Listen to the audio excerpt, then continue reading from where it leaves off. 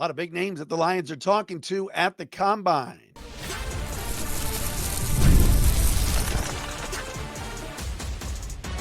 You are Locked On Lions, your daily Detroit Lions podcast.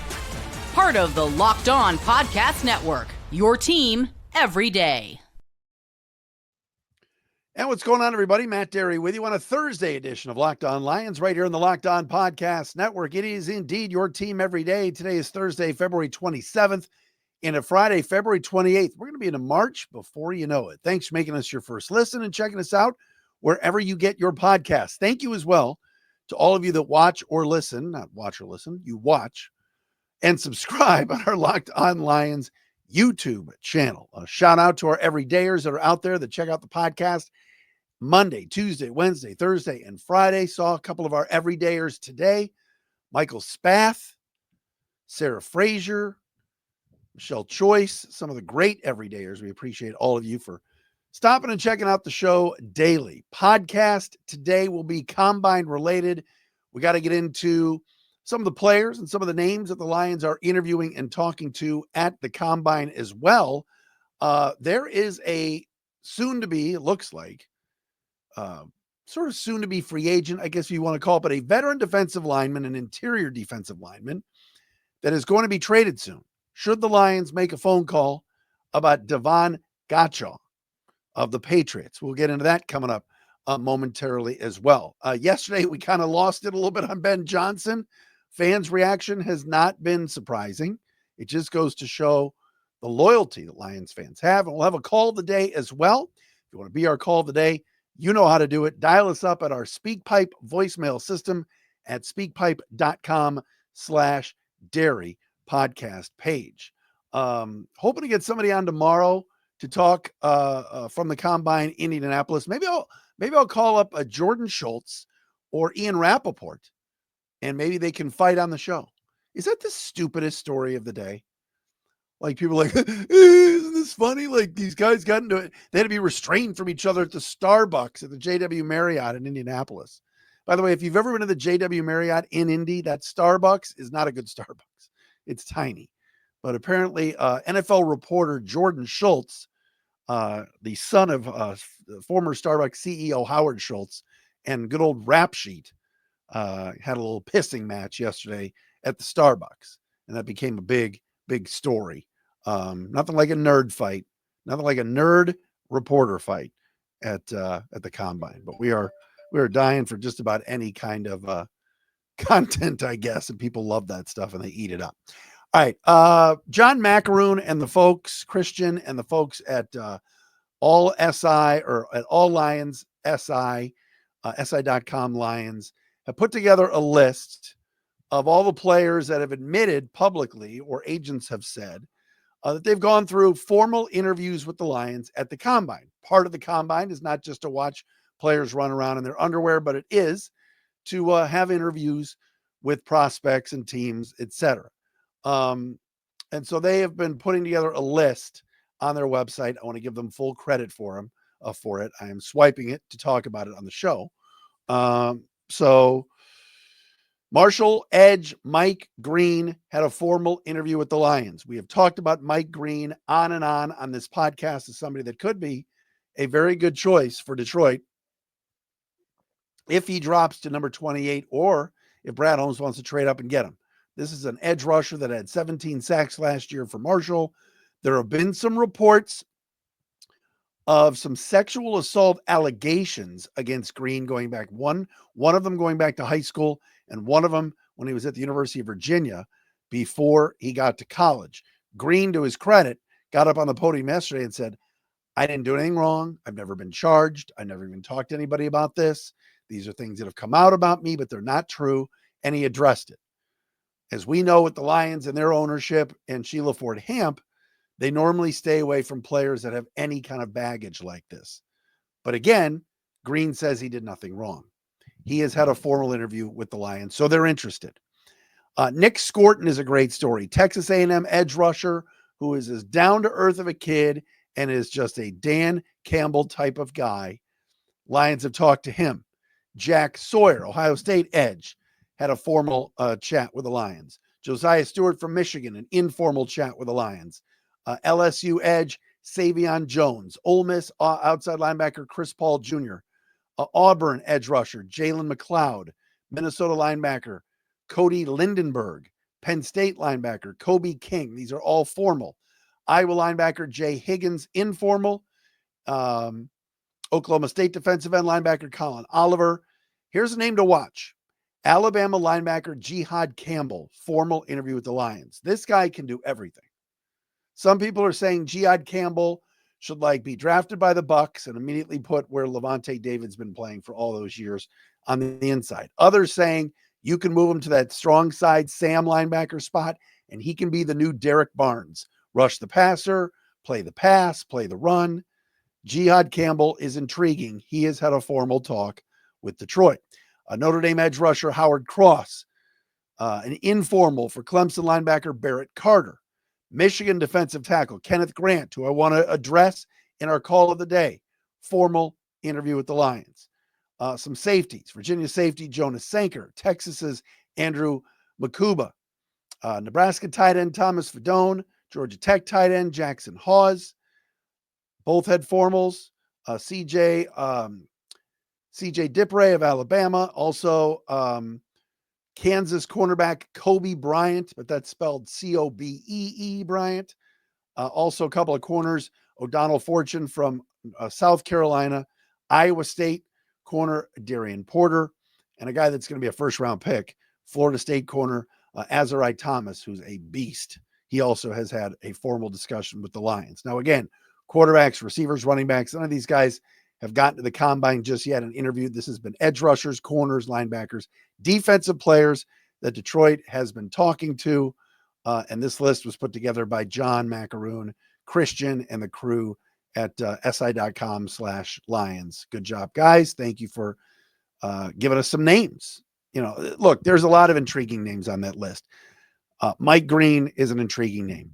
All right. That's a guy that I would love to see the Lions go get, because I think he's an edge rusher that has a ton of talent, a lot of upside. All right.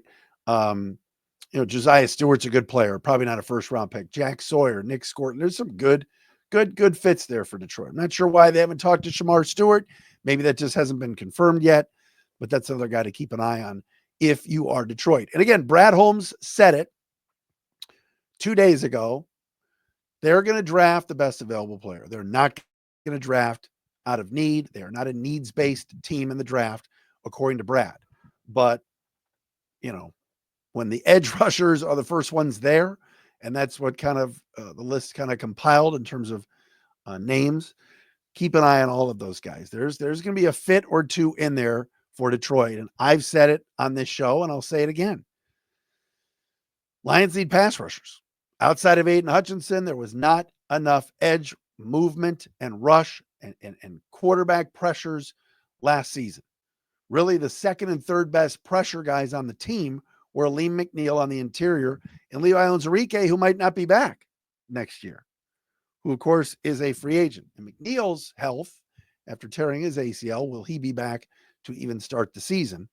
That is a big question mark. But there's a lot of good players on that list, and you love that Detroit is doing their due diligence and talking to many of these guys. And as we've seen from past video that the Lions put together, especially when they kind of put the video together of when they were drafting Aiden Hutchinson and talking to him at the combine, Detroit does an awesome job of kind of feeling these prospects out, putting them in positions in an interview setting where they find out if they're going to fit what the culture of Dan Campbell-led teams is. And I'm excited to see what the Lions defense is going to look like. Without Aaron Glenn, I think Aaron Glenn will do a whale of a job with the Jets, but I like Kelvin Shepherd a lot. And I think players will rally around him, and they'll stay aggressive and they'll play a lot of man. And I think Detroit will have a really good season. I'm not ready to just say, oh, well, they lost their coordinators and it's going to turn into the 2023 Eagles and they're going to completely nosedive without their guys. Remember, the Eagles lost Jonathan Gannon and Shane Steichen, both the head coaching jobs after the 22 season. And 2023 was not good to Philly at all. They retooled, got new guys in, Vic Fangio and others, Kellen Moore. And of course, Philly went on to win the Super Bowl. I don't think that's going to be the case with the Lions. I still question the John Morton hire. We'll see where that goes. But all in all, Lions doing their due diligence right now at the combine. That is for sure. All right, coming up next, let's get into a possible pickup for Brad Holmes and company. We will do that coming up next. Want to remind you, Locked On Lions brought to you by our friends at Game Time. You can download the Game Time app, create an account, use code LOCKEDONNFL for $20 off your first purchase. And we love our friends at FanDuel as well. Right now, new FanDuel customers can get $150 in bonus bets if your first $5 bet wins.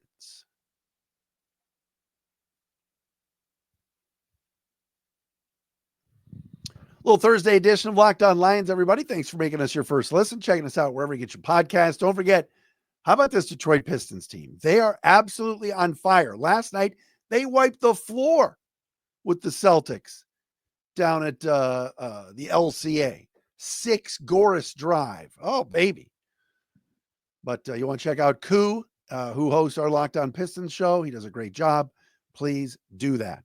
Got to be proud of the fellas, man. They are playing great basketball, and if you're hopping back on the bandwagon, do it.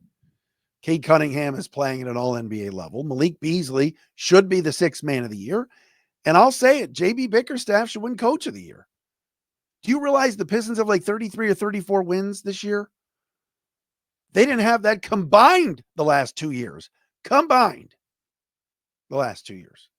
Come on now. Got to give these guys some love. The LCA was rocking last night. All right, so the other day, the New England Patriots, it was reported, have given the agent of Devon Godchaux, the 30-year-old defensive tackle, permission to seek a trade as he is going to be on the last year or the second year of a 2-year extension that he signed before last season. Devon Godchaux is a guy that is very, very big. He's almost like an old school nose tackle. And for a lot of years, the Patriots were using him just right over the center as a nose tackle. He's kind of has the DJ Reader type build. After being drafted by the Miami Dolphins in the 5th round, he has spent the last 4 seasons with the New England Patriots. 6'3", 330. Is he an upgrade over DJ Reader? Is this a guy that the Lions should go after? My answer is a flat no. N-O, no. I get it. He's got like $16 million guaranteed. He's only making about a base salary of $6.5 million for next year, and he is not that expensive. But here's the thing with Devon Godchaux. Number one, he has had one season where he really, really excelled. And that was in 2018 with the Patriots, where PFF graded him out at a 72.7. Otherwise, his grades have been in the 50s and 60s his entire career. Last season, he graded out at a 51.6. Season before that, 50.2. And the season before that, 53.1. I get it. Bill Belichick liked him. He was a Bill guy. He's been with New England for the last 4 years. He's a plugger. But grading out that low is not an upgrade from DJ Reader at all. And here's the other thing about Devon Godchaux. This is a guy that last year was bitching before the season about his contract. He ended up getting a 2-year extension, but over the last couple of years, he has not been happy with his deal. There were even some scenes a couple of years ago or last year during training camp where it was Godchaux and his agent and Gerard Mayo on the field at practice discussing his contract. That is not something that I think really, what's the word I'm looking for? Connects with or jibes with what goes on here in Detroit. So while this is a solid nose tackle, 3-4 defense, plugger, run stopper, do I want the Detroit Lions going after a guy that's very average? Let's be honest. He's graded out average to below average. I know he's kind of cheap. He's not making a lot of money. He's a veteran, and the Lions need defensive tackles, but this is not somebody that I think fits what they're doing. Here's the other thing to remember, too. Who's the Patriots' new defensive coordinator? That would be Terrell Williams, the Lions' former defensive line coach. Terrell Williams wants nothing to do with this player. He coached him in Miami too. If Terrell Williams liked Devon Godchaux, he wouldn't have told the Patriots to trade him. And Terrell Williams left Detroit on good terms. The Lions love Terrell Williams and what his belief is in defensive linemen. So I am saying no, no to Devon Godchaux as a guy that could be a Lions possibility. Now, Jonathan Allen from the Commanders, you could sway me on him. It's another 30-year-old, was a Pro Bowler a couple of years ago. It sounds like the Commanders are trying to get out from underneath his contract and are shopping him as well. I would make a phone call and see about him. The problem with Jonathan Allen has been injuries. He just has not been able to stay healthy. When healthy, a good football player, but I'd rather have him than Godchaux. So kind of an interesting time now in the NFL. There's a bunch of players, Deebo Samuel, Jonah Jackson, we mentioned yesterday, Godchaux, Allen, Stafford. All these guys are seeking trades right now as these NFL teams are trying to get their rosters and their cap situations in order before a week from Monday when free agency starts. But I don't think the Lions would have interest in this Patriots nose tackle. And they don't play a 3-4, they play a 4-3. And DJ Reader, even though he didn't have a great year this year for the Lions, graded out higher than Godchaux and had a better season. All right, so in case you missed yesterday's show, I'm not going to say I went on a rant or I lost it, but I did get a little loud discussing the Ben Johnson situation. Again, just to recap from yesterday, we played 2 audio clips of Ben Johnson, one from the combine the other day where he kind of took a little bit of a dig at Jared Goff for not being able to move in the pocket. He was talking about Caleb Williams, and then he said, I've never coached anybody that can move like that, or I haven't had that luxury of having a guy that can create on his own, kind of just taking a little bit of a dig at Jared Goff. And then yesterday on Pro Football Talks show with Mike Florio and Chris Sims, he was making a joke about Penei Sewell throwing the ball on the run and was like, hey, you know who can't do that? Jared Goff. Oh. And I kind of was like, Ben Johnson needs to stop. He needs to stop taking shots at Goff. He needs to stop taking little digs at the Lions. All right. Kirby Joseph even posted some stuff responding to Ben Johnson. Ben Johnson is playing the heel role and trying to create a rivalry between the Bears and his former employer, the Lions. And all Detroit has done has been very, very loyal to Ben, nice to Ben, complimentary of Ben. Dan Campbell was talking about how Ben Johnson's staff is going to be really good and all of these things. And so yesterday I decided I needed to stick up for you Lion fans. And I read a lot of the YouTube comments yesterday. I got a couple of LinkedIn messages. I got a couple of DMs. I got a couple of tweets, all of these things. And Lions fans are pretty dug in now that they're going to boo Ben Johnson when he comes to Ford Field this year. And if they show Ben Johnson on the big screen or they do any kind of tribute to Ben Johnson, I think the fans are going to boo. I think fans are picking up on this, that Ben has been kind of had one foot out of town in November. Sounded like he wanted this Bears job and was negotiating this Bears job the minute Matt Eberflus was fired after Thanksgiving. And obviously the Lions failed this year and did not reach their goal of winning playoff games. And then Johnson's been taking little subtle digs at Jared Goff. And I think Lions fans have had enough of this. Nobody dislikes Ben Johnson. Nobody's saying Ben Johnson wasn't the best offensive coordinator, maybe in Lions history. We're all saying it. All right. He was great. Ben Johnson was great at his job. And I'm concerned John Morton, the new OC, will not be as good as Ben Johnson. But Ben hopefully now is done with the media tour and done with a little subtle digs at Detroit. And you, the fans, responded in a big way. And all were in agreement with me on what I was saying yesterday. And normally you all disagree with me or you yell at me for stuff I was saying, but I'm sick of it. I'm tired of it. I don't think we need to hear any more of Ben Johnson talking. It's the Bears he's coaching. I'm sorry, but next year when we do our off-season shows and we're doing our predictions, I will pick the Bears to finish last again. They're not good enough. Now, I want to see what free agency looks like. But remember a couple of years, was it last year or the year before? The Bears signed all those free agent receivers, and they got DJ Moore, and we went, ooh, look at the Bears receivers. Look at their weapons. Cole Kmet, DJ Moore. Oh, Roma Dunze. Woo. Oh, my God, they got Keenan Allen. They still finished in last place. Green Bay's got a damn good team, and they're young.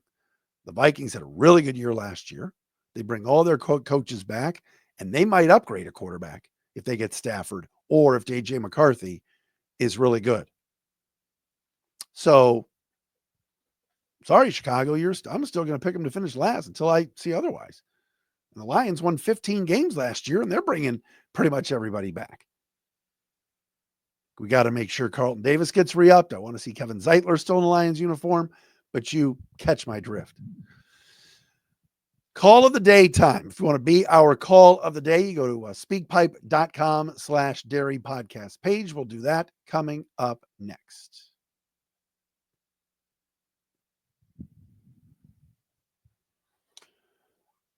All right. We always appreciate our calls of the day. We've gotten a lot of them lately, and I've had to pick out the best ones. We'll maybe do another one tomorrow as well. But call of the day is when you leave a voicemail for me. Try to keep it under a minute. Try to keep it clean. We can't air swear words on this podcast. But today, Mike A. is checking in. He is an everydayer, which we appreciate. Here is our call of the day, and then we will react to what Mike has to say right here on a Thursday, Locked On Lions. Hey, Matt. It's Mike here, an everydayer from Toronto, Canada.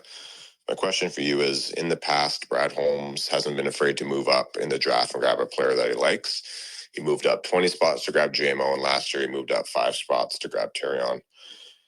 My question for you is, are there any players in this year's draft that you can see Brad Holmes moving up for and grabbing? Thank you very much. Appreciate the podcast. Go Lions. All right. Thank you, Mike from Toronto. Love our Canadian friends. Canada is our friend, everybody. They're still an ally. Last I checked, we love our Canadian listeners and Canadian brothers and sisters. Mike brings up an interesting question.